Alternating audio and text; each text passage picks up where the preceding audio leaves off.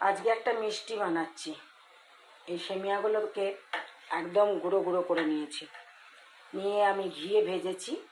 তার মধ্যে জাস্ট ছোট চামচের মানে এই চামচটার 1.5 চামচ আমি খান্ড দিয়েছি।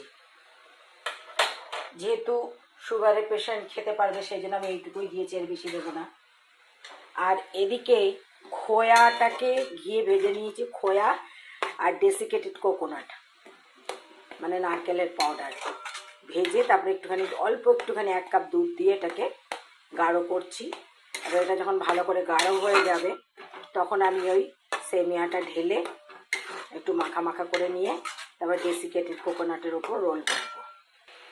আমার খোয়া দুধ আর নারকেলের মিশ্রণটা গাঢ় হয়ে গেছিলো। আমি এবার যেটা আমি সেমিয়াটা ভেজে রেখেছিলাম, একদম কুরকুরে করে ভেজে রেখেছিলাম, সেটাকে আমি একটুখানি দিয়ে পাক দিয়ে নেব। আর যখন শুকিয়ে যাবে তখন এটাকে মুট মুট করে আমি এই যে ডেসিকেটেড কোকোনাট ছড়িয়ে রেখেছি এটার মধ্যে গড়িয়ে নেব। এই খোয়াটা আমাদের এখানে একটা ছেলে আসে, ও ঘরে তৈরি খোয়া দিয়ে যায়। আপনারা ঘরে তৈরি ক্ষীর বানিয়েও দিতে পারেন। এটা ঘরে একদম ক্ষীরটাকে গাঢ় গাঢ় করে তারপরেও দিতে পারেন। ওই খোয়া, ডেসিকেটেড নারকেল আর যেটা দুধ দিয়ে পাকিয়েছিলাম সেটার মধ্যে সেমিয়াটা, যেটা সেমিয়া ভেজে রেখেছিলাম কুরকুরে করে, সেটা দিয়ে একটুখানি নেড়ে নোড়েন অল্প ওপরে 1 চামচ ঘি দিয়ে নামিয়ে রেখেছিলাম। ঠান্ডা হওয়ার পরে এগুলোকে আবার ডেসিকেটেড কোকোনাটের ওপর গড়িয়ে এরকম করলাম। এবার আমি আপনাদেরকে একটা কথা বলছি, এই দেখুন, যারা মিষ্টি খাবেন তারা নিজেদের স্বাদ মতো মিষ্টি দেবেন। আমি তো জাস্ট 1.5 চামচের মতো মিষ্টি দিয়েছি, কারণ খোয়াতে একটু মিষ্টি থাকেই, দুধে নিজস্ব মিষ্টি তো থাকে, সেটাই আমাদের সুগারের পেশেন্টের জন্য যথেষ্ট। আর একটা কথা, যারা ক্ষীর বানাবেন ঘরে তাদেরকে ক্ষীরটাকে আর ঘিতে ভাজতে হবে না। আমার খোয়া ছিল বলে আমি ঘিতে ভেজে নিয়েছি, খোয়া ডেসিকেটেড কোকোনাটটা।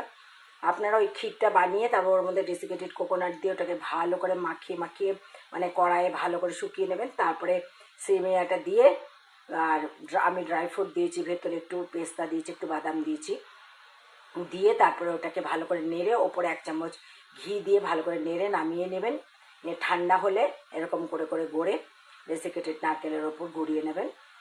দেখবেন দারুণ লাগছে খেতে, দারুণ। আমি সব বলে দিলাম আপনাদেরকে। আমার রেসিপি ভালো লাগলে অবশ্যই অবশ্যই বানিয়ে খাবেন, আমাকে জানাবেন, আমার চ্যানেলটাকে সাবস্ক্রাইব করবেন, লাইক শেয়ার করবেন। আসি তাহলে, নমস্কার।